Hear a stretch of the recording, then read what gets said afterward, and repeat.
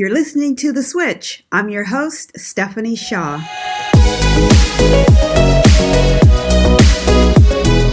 Hey, welcome to The Switch. I'm Stephanie Shaw. I'm a multi-certified holistic nutrition coach who, after finding no success with the 18 doctors and 2 world-renowned healthcare facilities I visited, decided I needed to make a switch and take my health into my own hands. Now I'm obsessed with you getting hormonally balanced and emotionally aligned. This podcast is about education, empowerment, and simple no-cost strategies you can implement right now.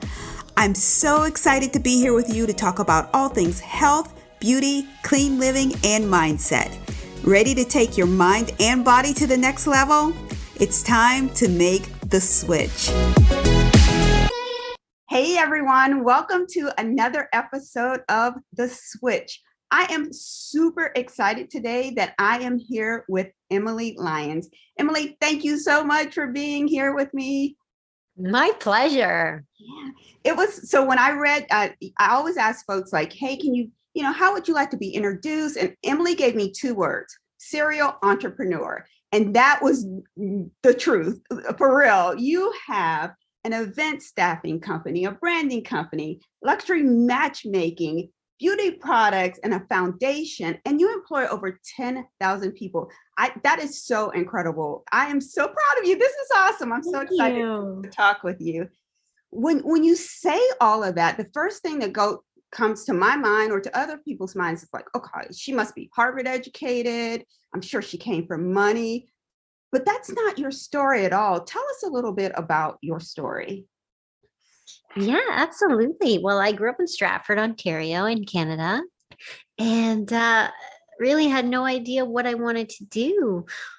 When I grew up, I was very, very anxious. So I really struggled going to school. I was just so socially anxious, and I hated it. I dreaded it every day, and it led me to dropping out. Wow. So at that point, again, I had no idea what I wanted to do or where I would go from there. And I thought maybe, I could go to school as a mature student at some point, or maybe, I could be something like a makeup artist. But I was really, really unemployable. I was not good at working for other people. And I think that's a common trait for a lot of entrepreneurs, because we like to move to the beat of our own drums. And I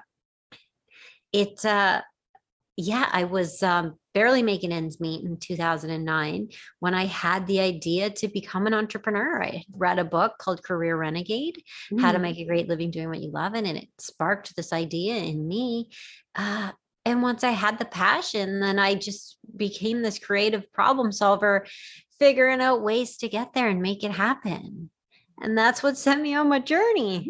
And what an incredible journey it has been.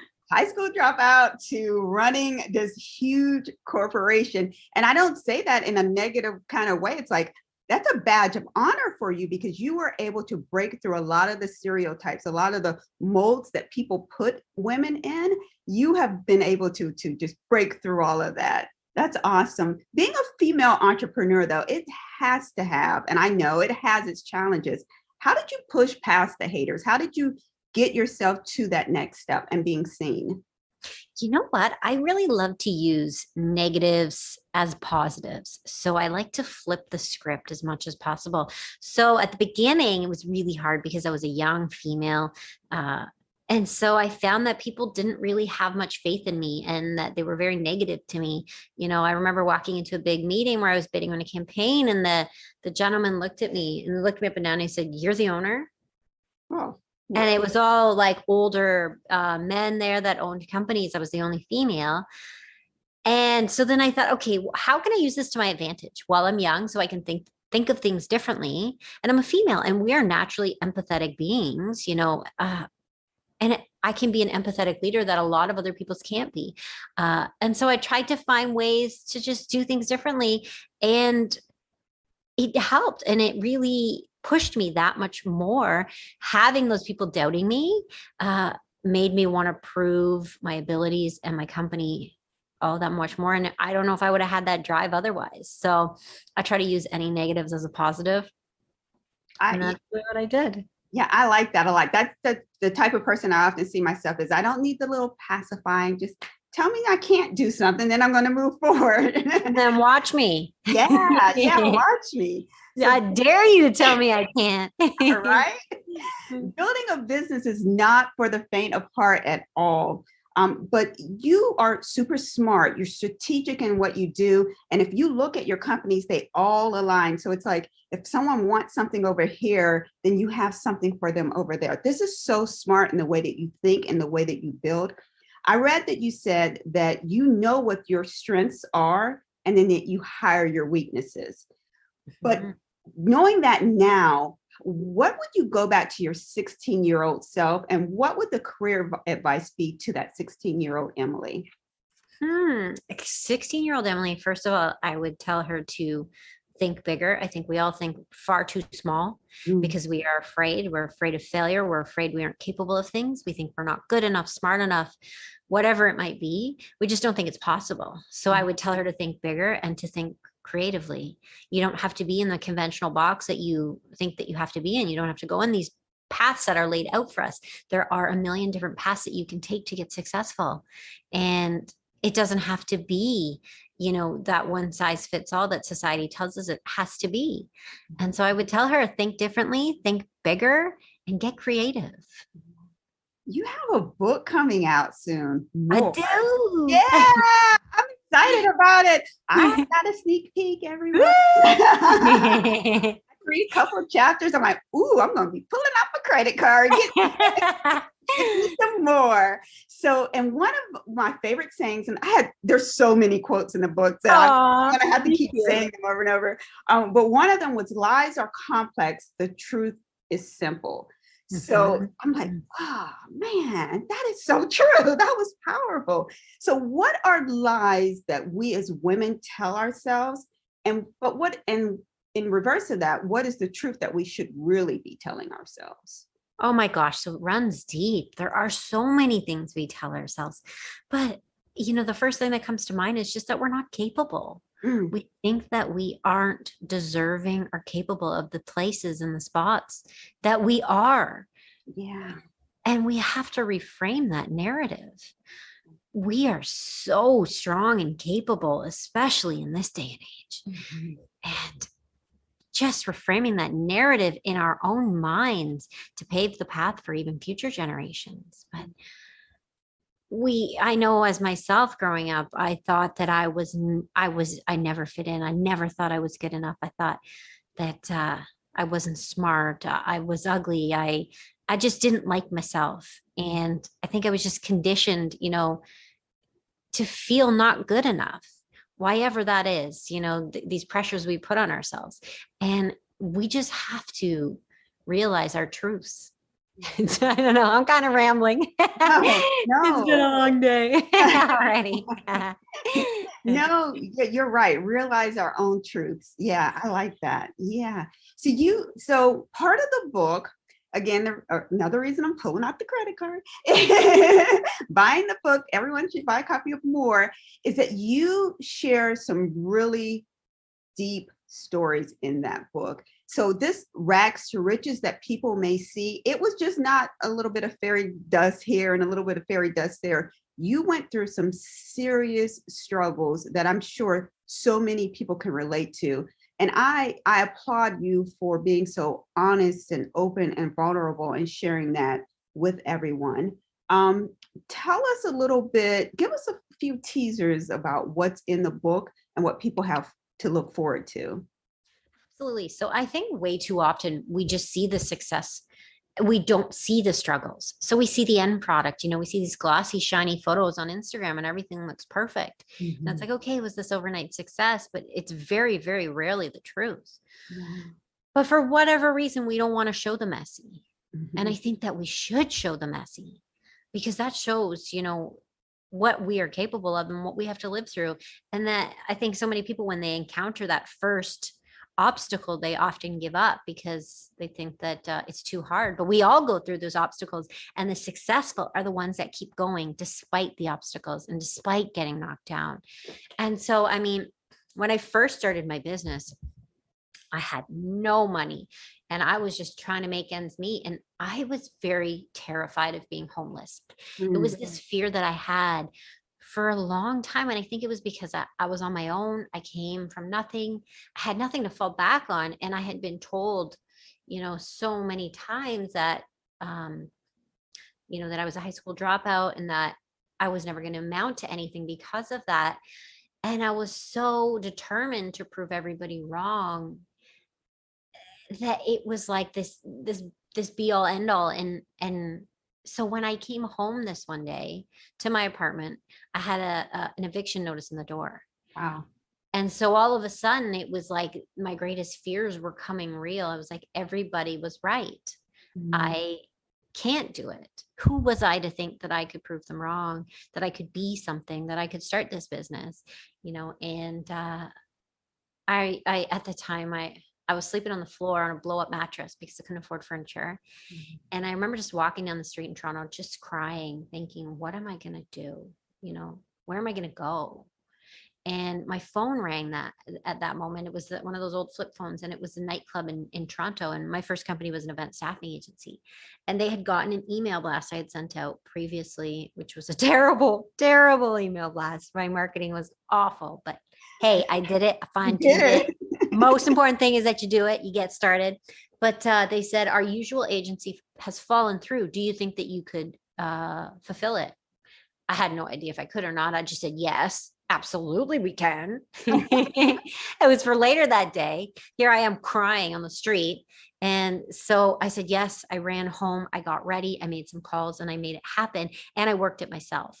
So I went there, I networked with everybody there, and they were so happy we could fulfill it last minute that they gave us 2 more bookings on the spot, and they paid me cash at the end of the night. And even better. I know. So then with that, I leveraged that and I could get into other venues, and they're so competitive. And I learned that quickly, all the venues, and that if one works with one thing, the other one's going to work with them. So I could do that. And then I got featured on their flyers, and I used that to build my social following, which was another strategy I could use to sell our services over other people. And so from there, it was just kind of like, next thing I knew, we were booked every night of the week at all the hottest venues in the city. And then from there, I learned that, okay, well, the real money's in corporate. So I kind of cleaned up our image. We moved into the corporate world, and then we expanded services. We expanded demographics. We expanded cities. We expanded countries. And then from there, I mean, it was a lot of work and a lot of failing, but a lot of failing forward. I mean, I didn't like failing, but I wasn't afraid to fail. And I think that that's really important because we get so held back by fear. And the only thing that kills fear is action. Yeah. So we have to act despite the fear of failure and use those failures as teachings, because it's our greatest teachers if we let it be.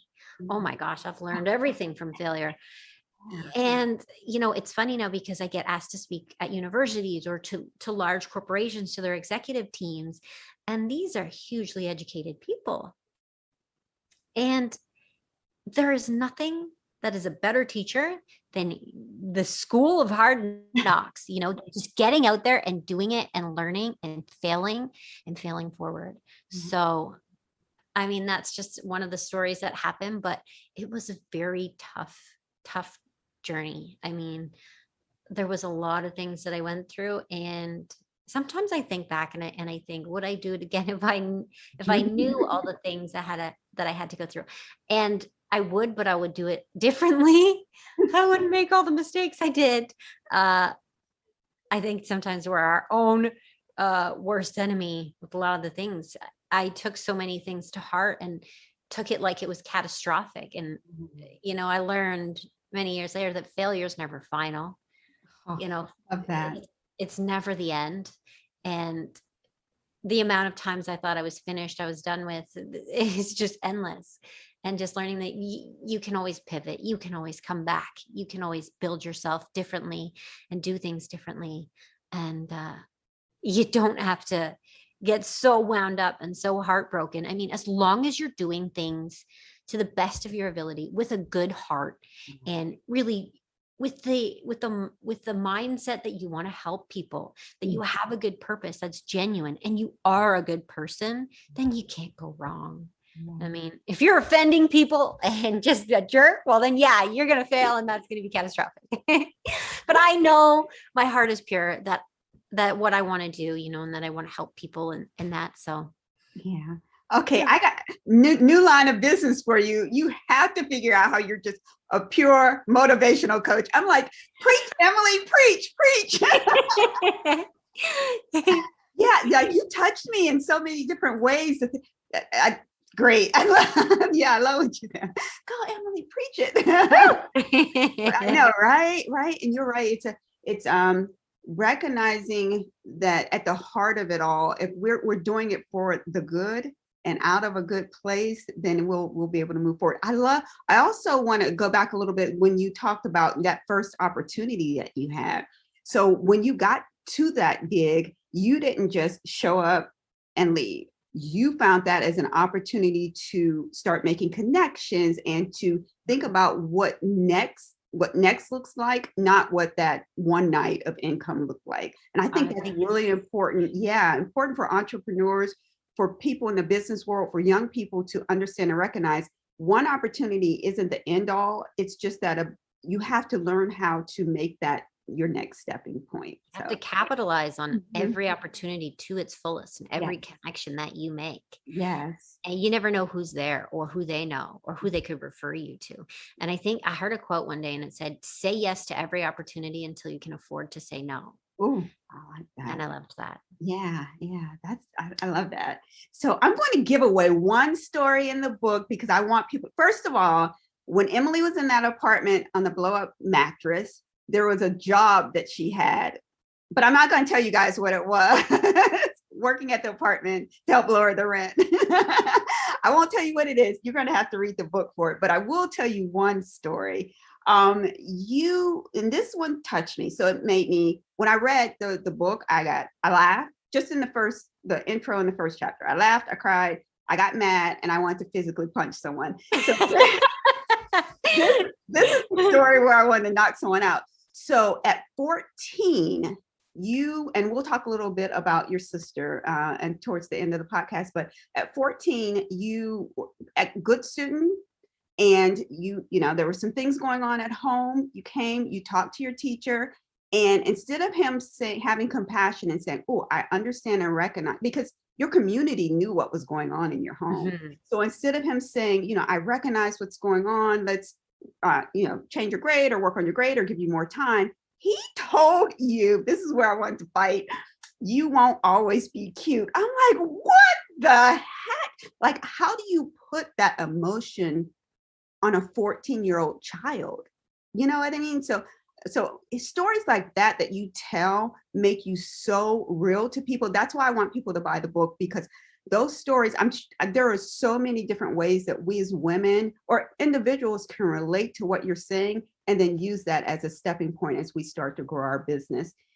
So tell me a little bit, how did that emotion that he put on you, how did that change you? And how did you learn to step away from that emotion? It made me feel like my value laid in appearing attractive to people, because that was how he was treating me, and just the flirty nature of this older man that was supposed to be my teacher. And it just made me embarrassed and insecure and more self-conscious. But I got that a lot, especially after I first started my business in different ways. But, it's nothing new for a lot of, I think, women, we deal with that. Yeah. Being treated different ways by men, but it's just hard when you're a child and you don't have anyone to really talk to about it. Mm-hmm. And you think, for me, it just kind of was like, okay, your only value is in appearing to be attractive to people, because he's telling you aren't smart and you're not worthy of another grade. It's just that you're cute. So he's going to give it to you because he finds you attractive. Yeah. So how can you invest more into appearing attractive was what I kind of thought as a child, mm-hmm. And it's just kind of unlearning those things again. And, but really I felt that for a long time that was where my value lied. And how do I kind of make myself feel or look prettier so that I could, get a job or whatever it might be, which is so silly. Yeah. But when your brain is forming and certain things are said to you, it really fundamentally changes who you are, especially when you're really vulnerable. And I was coming from this broken home and everything was just chaotic, and it's someone that you look up to and they're there to teach you and nurture you, kind of thing. And it's funny because he reached out to me actually recently to tell me he found me. Yeah. And he was like, "Oh, I hear about you often. And I just want to say how proud I am of you." Yeah. You were a creepy teacher that I had. You need to send him a copy of the book, highlight that charge, put a bill in the mail though, so he has to pay for it. Yeah. Hilarious. Yeah, because you know what? I would almost bet he doesn't remember it, yet it's an emotion that he put on you that you had to hold on to. And that's why I want people to be so aware. When you're speaking people, you either speak life or death over people. And when you're, dealing with young people, you have to be so careful. Yeah. That was the part when I said laugh, cry, and fight. All in chapter 1, everyone, all in chapter 1. So you take a personal story and you'll align it with some business practices as well. So there's a lot of entrepreneurial things that we can learn in your book. What is one business truth or lesson that you want people to know? Just that you are so capable. I mean, and that was really why I wanted to add those tips in there, even if someone reads it, not just for my story, but because speaking at events over the years, I always hear reasons why people can't do things all the time. They don't have the money, they don't have the knowledge, they don't have whatever it is, but we are all so wildly capable. And, I say it in the book, we can make it if we're broke, we can make it if we're broken. We can make it. We just need to know where we want to go and be willing to get there and have grit. Yeah. You have to have grit and be willing to get knocked down and get back up and get back up and get back up, because you are going to be knocked down.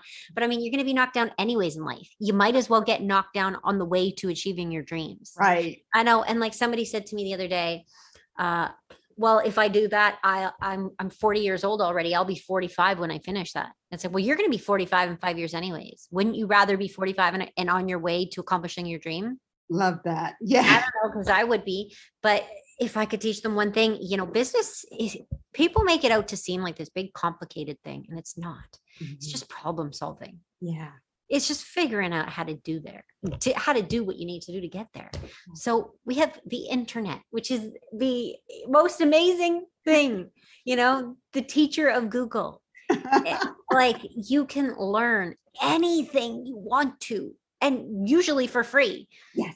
I mean, if you have a vision of where you want to go, break it down of how you got to get there. Google it, learn it, keep learning, keep getting better. Don't be afraid of imperfect action.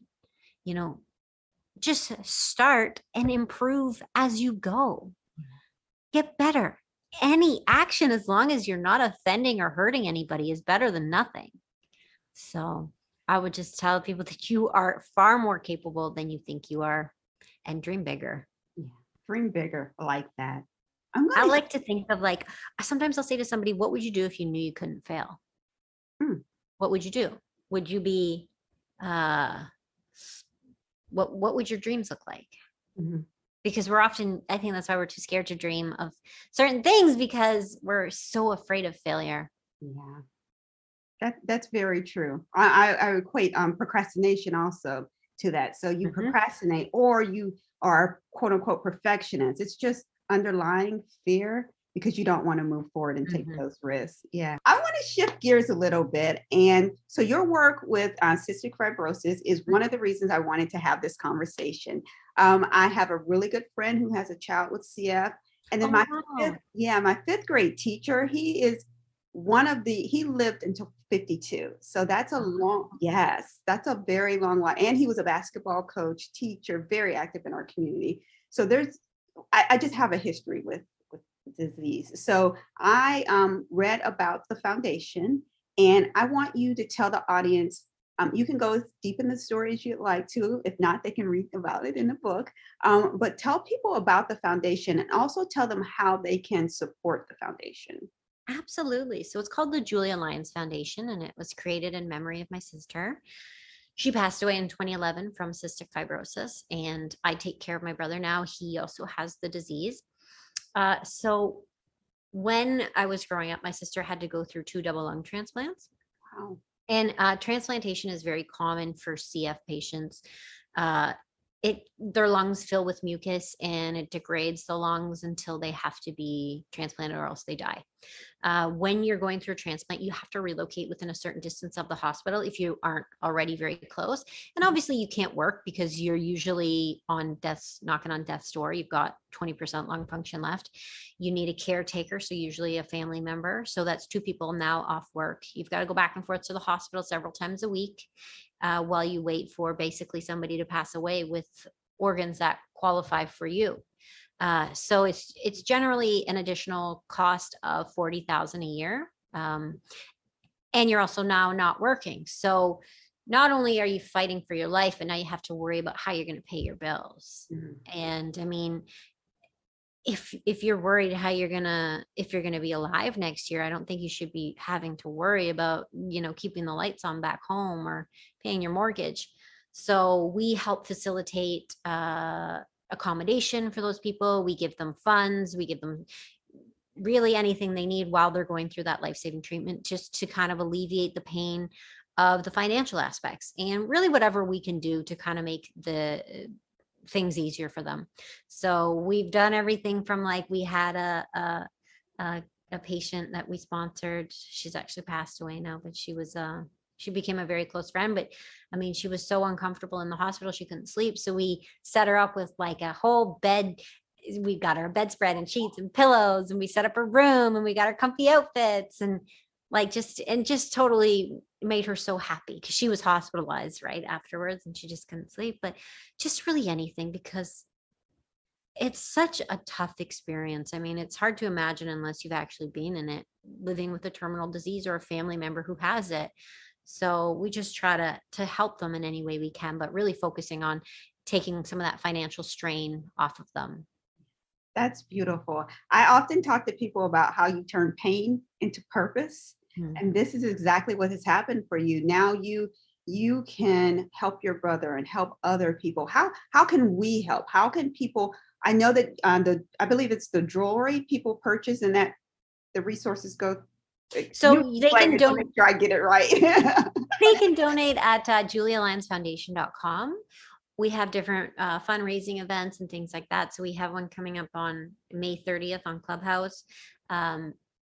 And then I also have Jules, JWLS, which is also named after my sister. Her nickname was Jules. I just shortened it. And yeah, I designed a line of watches and necklaces that say like, breathe easy, or there's lungs, there's angel wings, and 100% of the proceeds go to the Julia Lyons Foundation.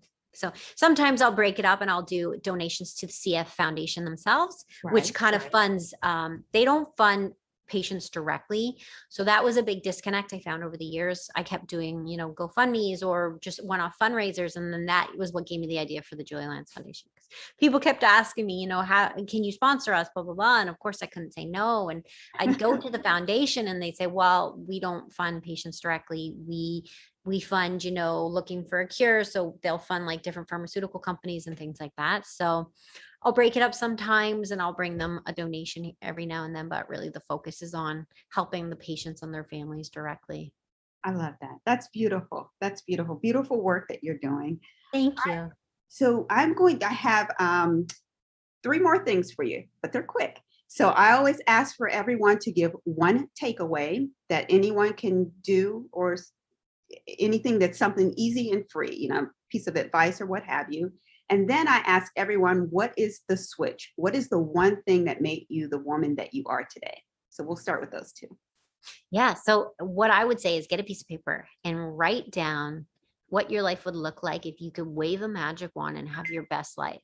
What would that look like? Yeah. Without having any obstacles in mind. You don't take those out. You're waving a magic wand and you're designing your dream life.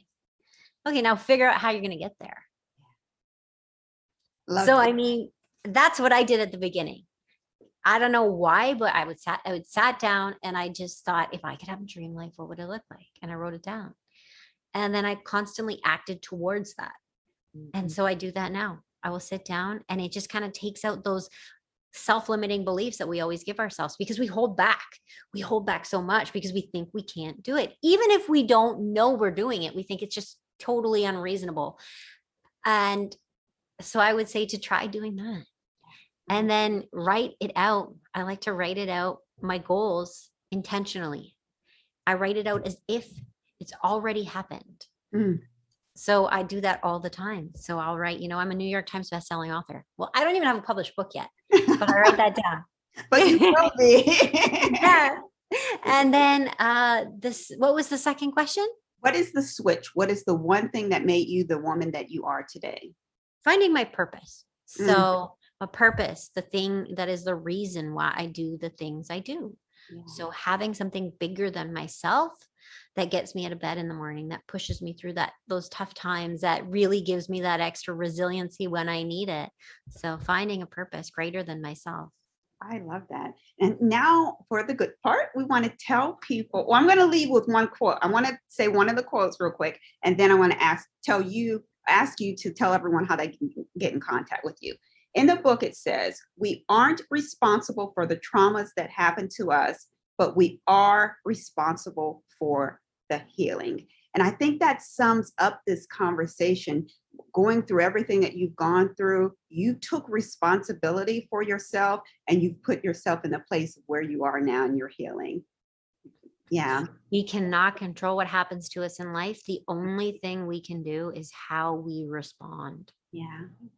Emily, tell everyone how they can get in contact with you and how they can get added to the waiting list for this great book.